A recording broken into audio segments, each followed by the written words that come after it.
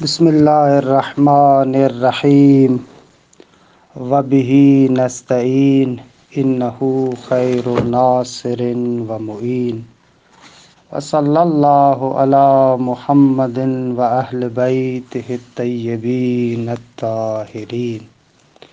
پروردگار عالم آپ تمام عزیزان کی توفیقات خیر میں اضافہ فرمائے۔ الحمدللہ ہماری گفتگو الموجز جزء ثانی مقصد سادس اور مقام ثانی فصل سوم میں ہے، حجیت خبر واحد کے بارے میں۔ عرض ہوا کہ حجیت خبر واحد میں دو قول ہے۔ بعض حضرات خبر واحد کو حجت قرار دیتے ہیں کہ مشہور یہی ہے، اور بعض حضرات خبر واحد کی حجیت کے قائل نہیں ہیں۔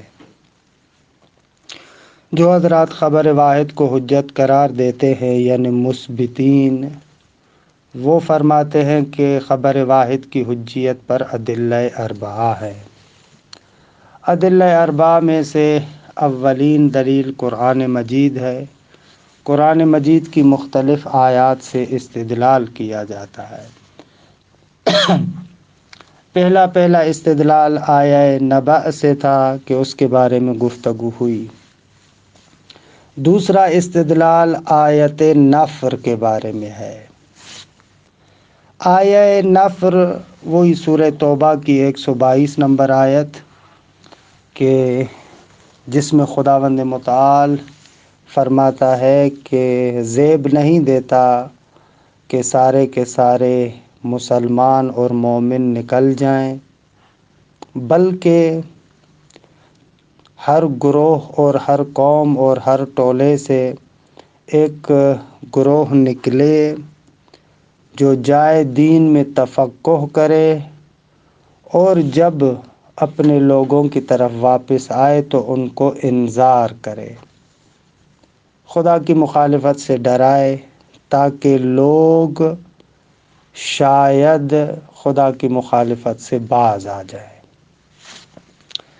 یہ تقریباً اس آیہ کریمہ کا مفہوم ہے۔ میں آیت کو پڑھتا ہوں، پھر اس کی تفسیر کے بارے میں جو چند نکات ہیں ان کو ذکر کر کے اصل بحث کی طرف آتے ہیں۔ وَمَا كَانَ الْمُؤْمِنُونَ لِيَنْفِرُوا كَافَّةً، یہ زیب نہیں دیتا کہ سارے کے سارے مسلمان اور مومن نکل جائیں۔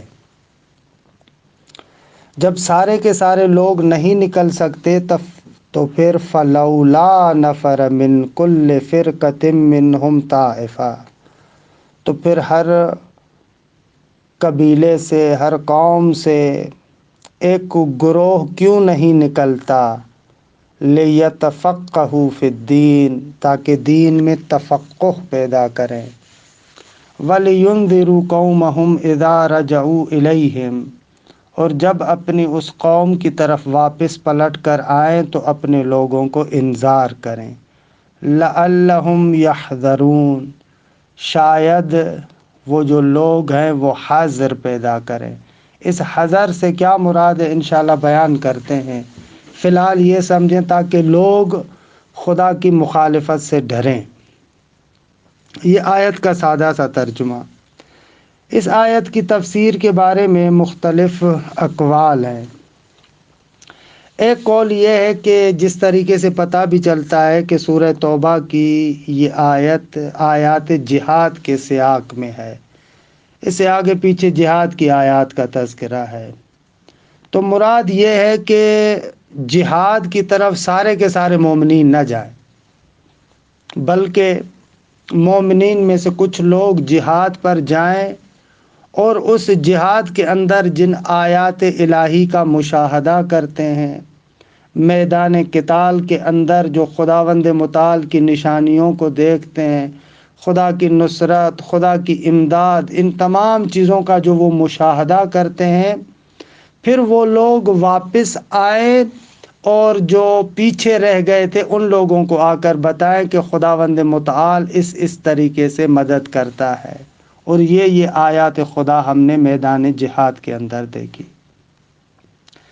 ایک تفسیر یہ ہے جو تقریباً سیاق کے آیات کے ساتھ کسی حد تک سازگار ہے، لیکن ایک اور تفسیر ہے کہ جس کی طرف مصنف یہاں پر اشارہ بھی کرتے ہیں، اور تقریباً رائج تفاسیر میں وہی تفسیر ہے جو ابھی ذکر کر رہا ہوں۔ یہ آیہ کریمہ ایک امر تعبدی کی طرف اشارہ نہیں کر رہی، بلکہ یہ آیت ایک امر ارشادی کی طرف اشارہ ہے۔ یعنی آیہ کریمہ میں وہ مطلب بیان ہو رہا ہے کہ جس مطلب کو ہم عام طور پر اپنی عقل کے ذریعے سے سمجھتے ہیں۔ وہ مطلب یہ ہے کہ ہم لوگ جو اس معاشرے اور سوسائٹی کے اندر رہتے ہیں، سارے کے سارے لوگ ایک ہی کام نہیں کر سکتے، کیونکہ بالآخر معاشرے اور جو سماج اور سوسائٹی کی بنا ہے وہ اس بات پر قائم ہے کہ مختلف لوگ مختلف کاموں کو کریں۔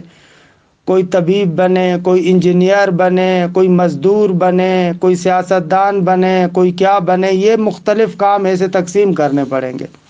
سارے کے سارے کام ایک بندہ انجام نہیں دے سکتا۔ اچھا، جب سارے کے سارے کام ایک بندہ انجام نہیں دے سکتا تو ظاہر سی بات ہے کہ دین خدا کے بارے میں بھی وہ جو تفقہ کا عالی ترین درجہ ہے اس کو بھی سارے کے سارے لوگ انجام نہیں دے سکتے۔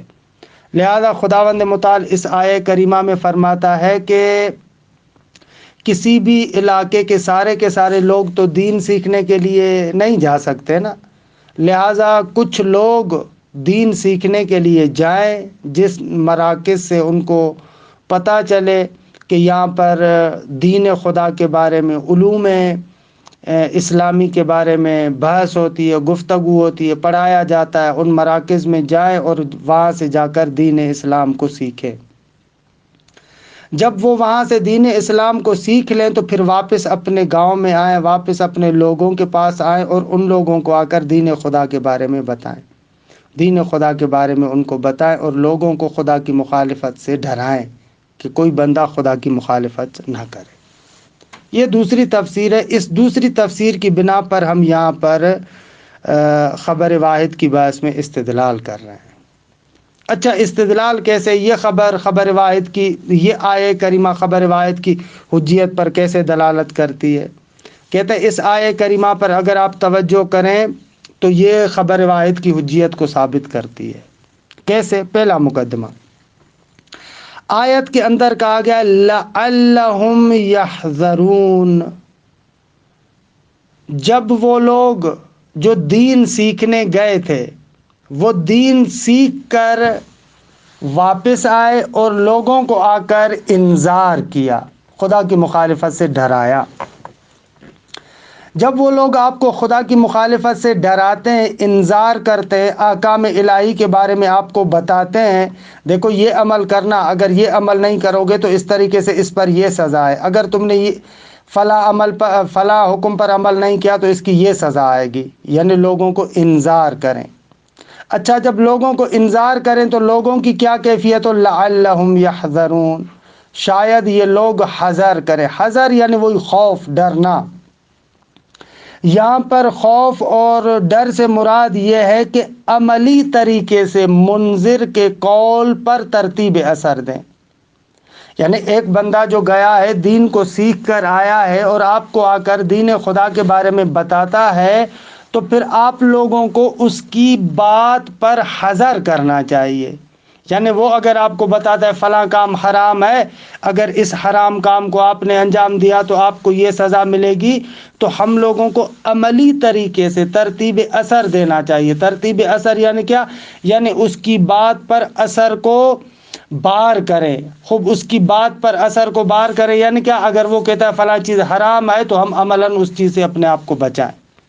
یہ ہو جائے گا عملی طور پر حذر، عملی طور پر خوف اختیار کرنا۔ عملی طور پر خوف اختیار کرنا یعنی کیا؟ یعنی وہ جو آپ کو دین خدا کے بارے میں بتا رہا ہے، آپ لوگوں کو اس کی نسبت سے اعتنا کرنی چاہیے، اس دین خدا پر عمل کرنا چاہیے۔ یہ مقصد ہے اس کا۔ اچھا، جب ہم لوگوں پر حذر واجب ہے، ڈرنا واجب ہے، وہ لوگ جو آ کر انذار کرتے ہیں، دین خدا کے بارے میں بتاتے ہیں، تو انذار کرنے والے کتنے ہوں؟ آیا اتنے لوگ ہوں انذار کرنے والے کہ جن سے یقین حاصل ہو جائے، یا نہ ایک بندہ بھی اگر انذار کرے تو ہم پر حذر واجب ہے؟ آیت میں تو یہ نہیں ہے کہ 50 بندے اگر تم لوگوں کو انذار کریں، 50 بندے خدا کی مخالفت سے ڈرائیں تو ڈرو، اور اگر ایک بندہ تمہیں خدا کی مخالفت سے ڈرائے تو تمہیں نہیں ڈرنا چاہیے۔ آیت تو ایسے نہیں کہتی، آیت کہتی ہے کہ وہ بندہ جو تفقہ در دین کر کے آیا ہے، دین کے احکامات کو سیکھ کے آیا ہے، اب اگر آپ کو وہ بندہ خدا کی مخالفت سے ڈراتا ہے تو تم لوگوں کو ڈرنا چاہیے۔ خوب انسان کب ڈرے گا؟ اسی وقت ڈرے گا نا جب سامنے والے کی بات کو تسلیم کرے گا، سامنے والے کی بات کو مانے گا۔ اگر سامنے والے کی بات کو مانے گا ہی نہیں تو انسان کے اندر تو ڈر پیدا نہیں ہوگا۔ لہٰذا اس آیت سے یہ سمجھ میں آ رہا ہے کہ اگر منذر، انذار کرنے والا، خداوند متعال کی مخالفت سے ڈرانے والا، خداوند متعال کے احکامات کو بیان کرنے والا، اگر آپ کو احکام الہی بیان کرتا ہے تو آپ کو اس کی بات ماننی چاہیے، کیونکہ آپ پر حذر واجب ہے، آپ پر ڈر واجب ہے۔ ڈر واجب ہے یعنی کیا؟ یعنی عملی طور پر اس کی بات کو تسلیم کرو، واجب کو انجام دو اور حرام سے اپنے دامن کو بچاؤ۔ اچھا، یہ تو سمجھ میں آیا۔ خبر واحد کیسے ثابت ہوئی؟ کہتے ہیں خبر واحد اس طریقے سے ثابت ہوگی، جب مجھ پر انذار، جب اس ڈرانے والے پر ڈرانا واجب ہے یعنی احکام الہی کو بیان کرے، اور مجھ پر واجب ہے کہ میں اس کی بات کو قبول کروں۔ اتنا تو آیت سے ظاہر میں سمجھ میں آ رہا ہے، مجھ پر قبول کرنا واجب ہے۔ اب اس آیت کے اندر اطلاق پایا جاتا ہے، وہ منذر اور ڈرانے والا چاہے ایک ہو یا ایک سے زیادہ ہو، چاہے ڈرانے والے کی بات سے قط حاصل ہو، چاہے ڈرانے والے کی بات سے آپ کو ظن حاصل ہو، دونوں صورتوں میں آپ پر ڈرنا واجب ہے۔ خوب ڈرنا واجب ہے یعنی اس کی بات کو قبول کرنا واجب ہے۔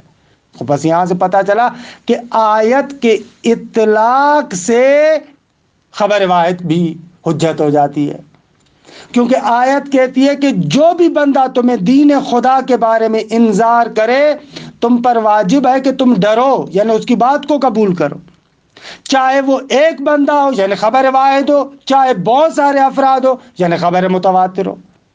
آیت کا اطلاق دونوں کو شامل ہے، دونوں صورتوں کو شامل ہے، چاہے آپ کو یقین حاصل ہو جائے پھر بھی آپ پر واجب ہے کہ اس کی بات کو قبول کرے، چاہے آپ کو یقین حاصل نہ ہو پھر بھی آپ کو اس کی بات کو قبول کرنا واجب ہے، یعنی خبر واحد حجت ہے۔ خلاصہ کلام یہ، اس آیہ کریمہ سے خبر واحد کی حجیت ثابت ہوتی ہے چند مقدمات کو تسلیم کرنے کے بعد۔ پہلا مقدمہ، لعلہم یحذرون، ہم پر ڈرنا واجب ہے۔ ڈرنا واجب ہے یعنی کیا؟ یعنی سامنے والے کی بات کو قبول کرے۔ اچھا، سامنے والے کی بات کو قبول کرے یعنی جو وہ انذار کر رہا ہے، ہمیں واجب ہے کہ ہم اس کی بات کو مانیں، کیونکہ وہ انذار کر رہا ہے، خدا کے احکامات کو سیکھ کے آیا ہے، سمجھ کے آیا ہے، اب آپ کو بتاتا ہے، آپ پر واجب ہے اس کی بات کو قبول کریں۔ ایک، آپ پر واجب ہے۔ دو، آیت میں اطلاق ہے، کس کی بات کو مانے؟ منذر ایک ہو یا ایک سے زیادہ ہو، مطلق ہے، چاہے ایک ہو یا ایک سے زیادہ ہو۔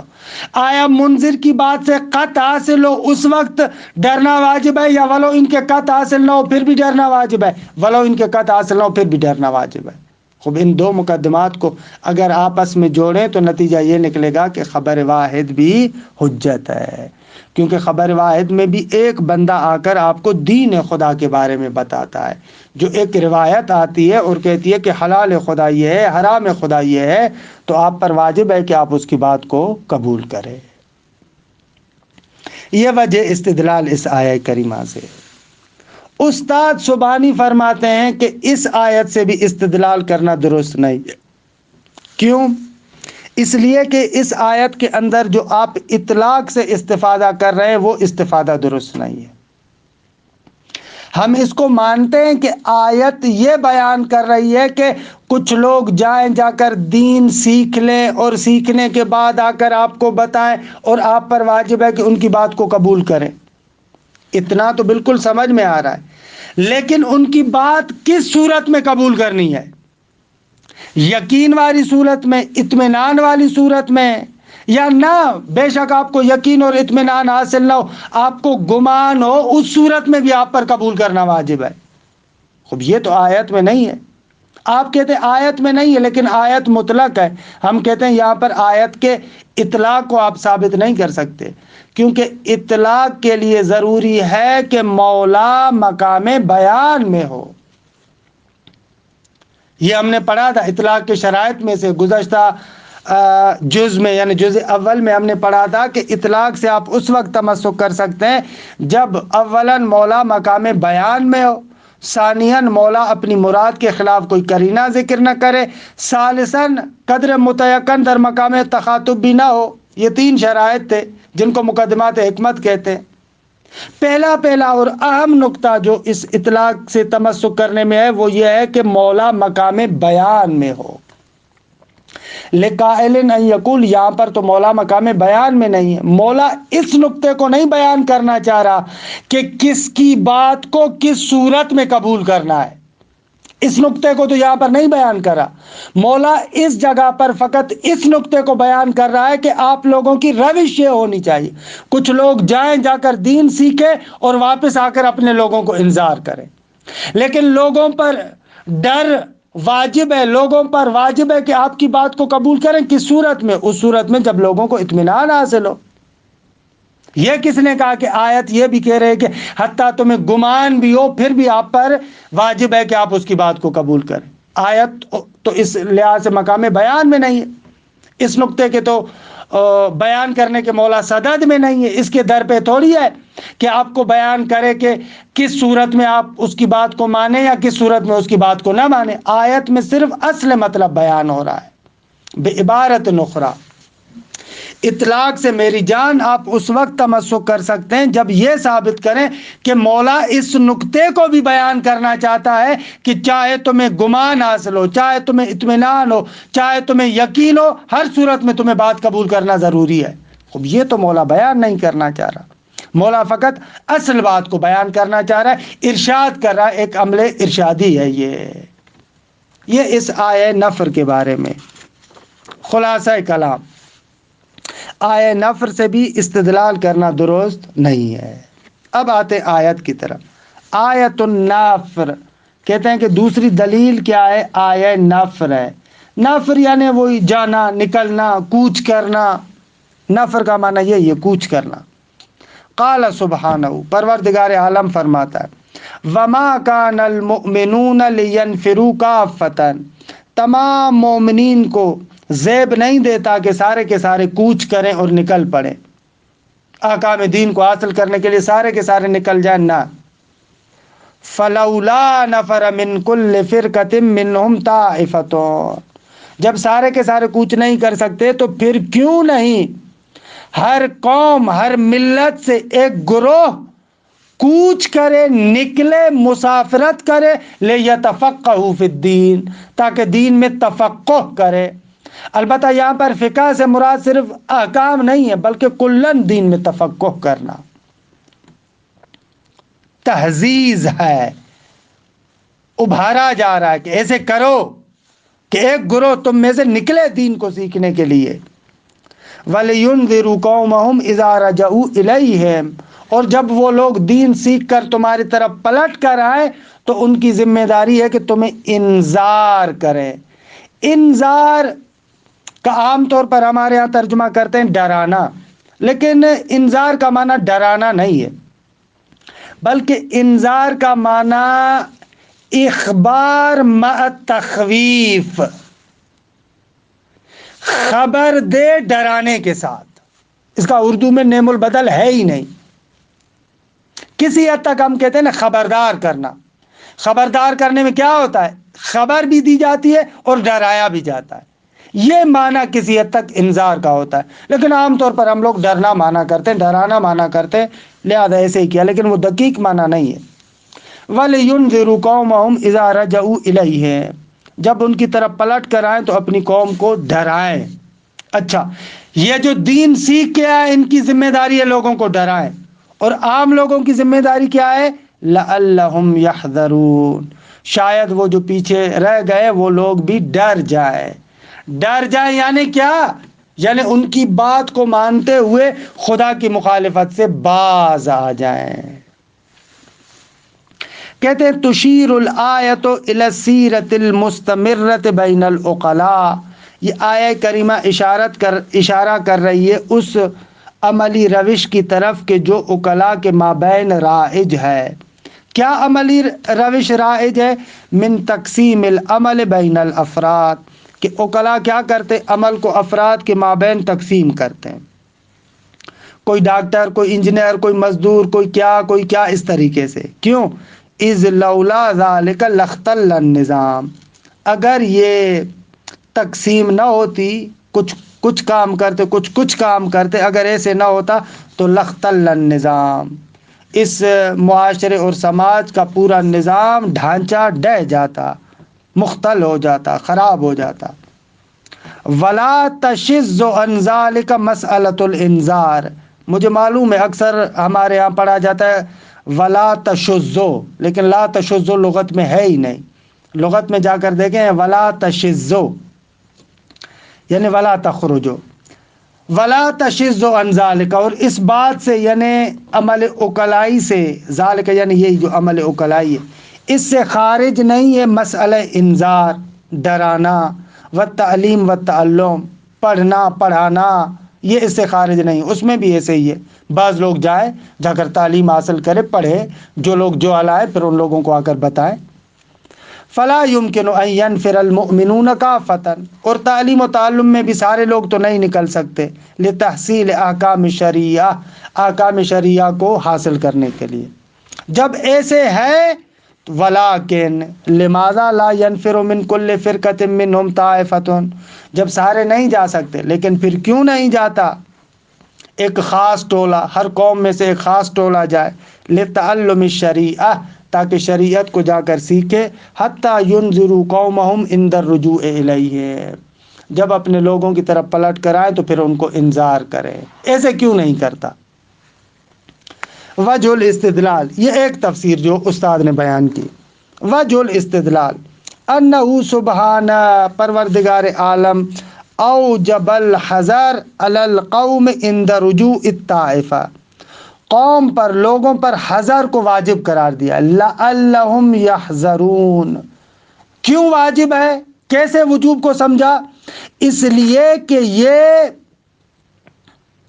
واجب کی غایت ہے، وَلِيُنذِرُوا قَوْمَهُمْ امر ہے، امر وجوب پر دلالت کرتا ہے، انذار واجب ہے، اور واجب کی غایت بھی واجب ہونی چاہیے۔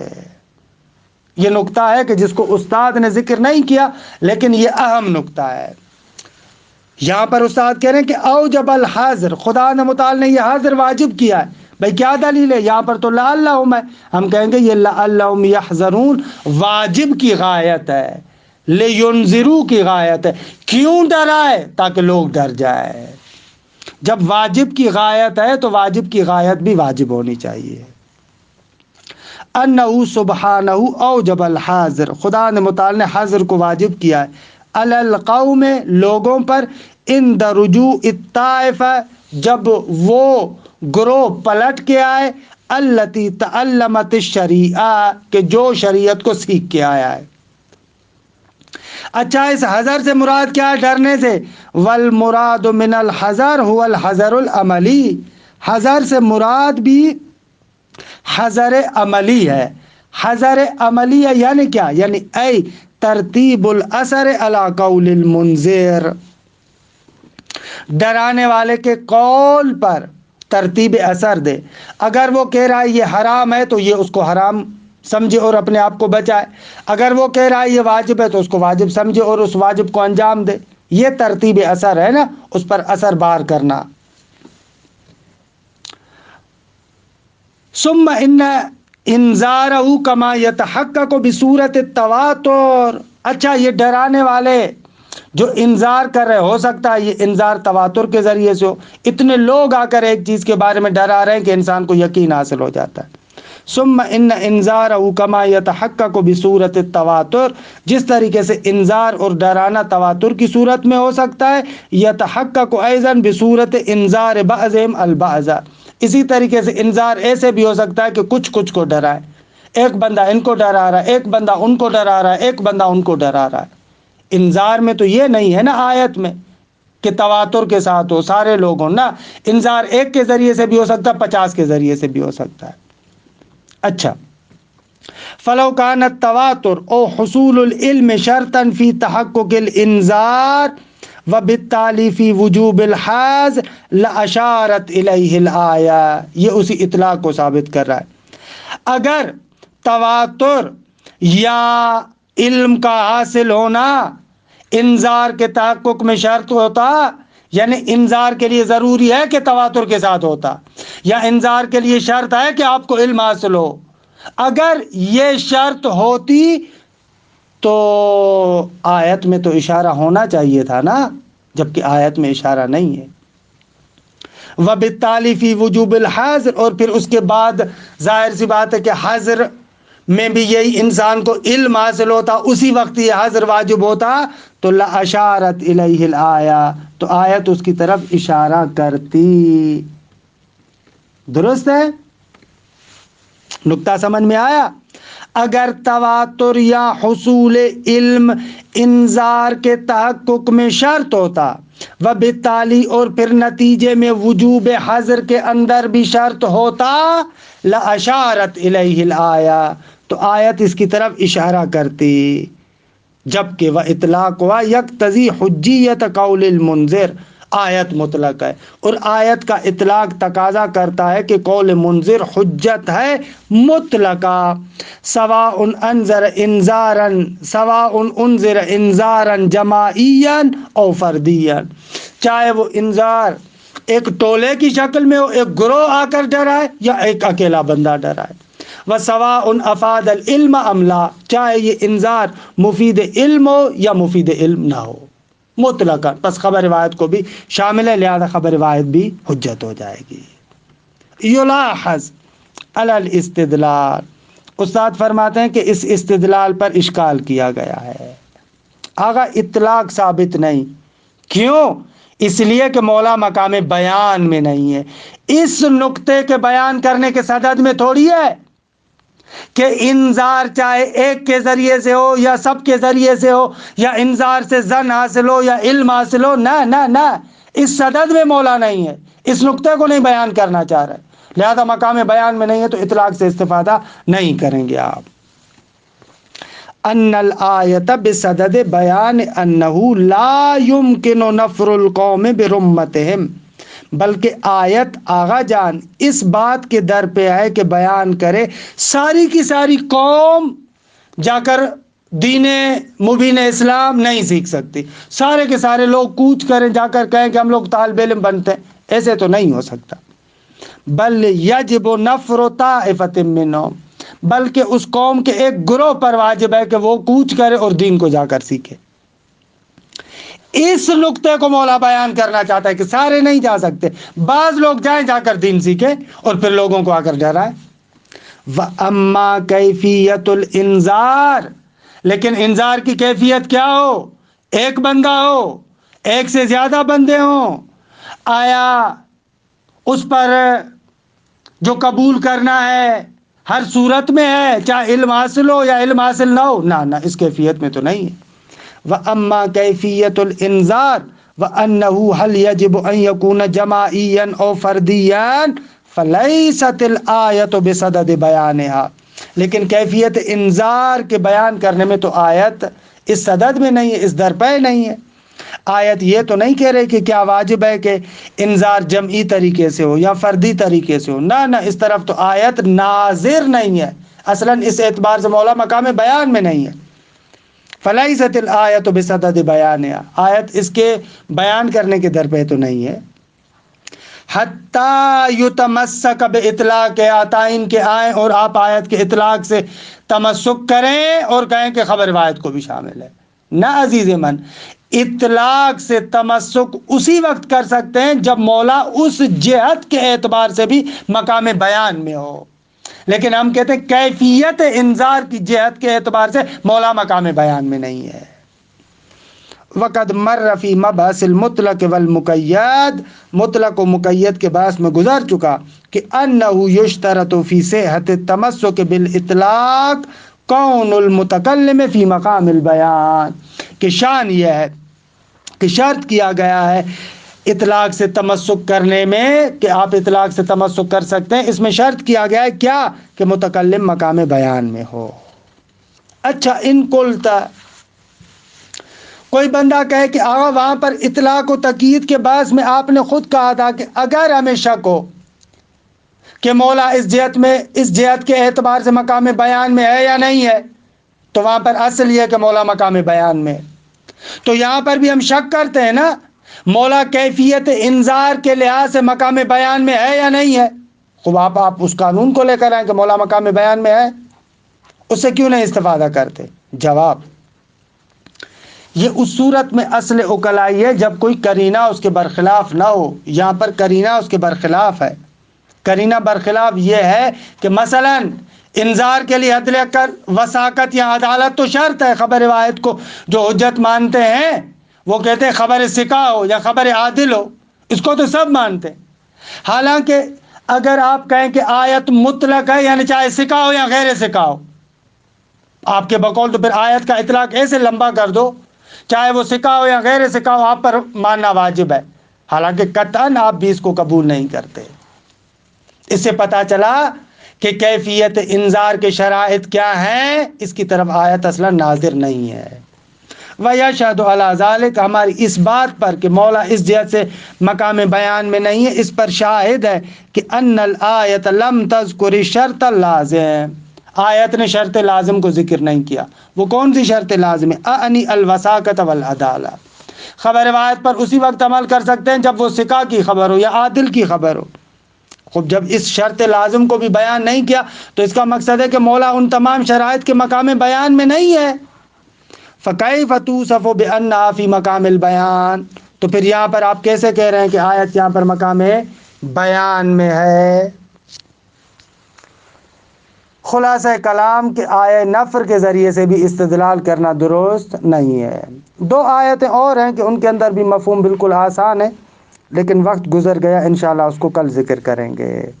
وصلی اللہ علی محمد و اہل بیتہ الطیبین الطاہرین الطاہرین۔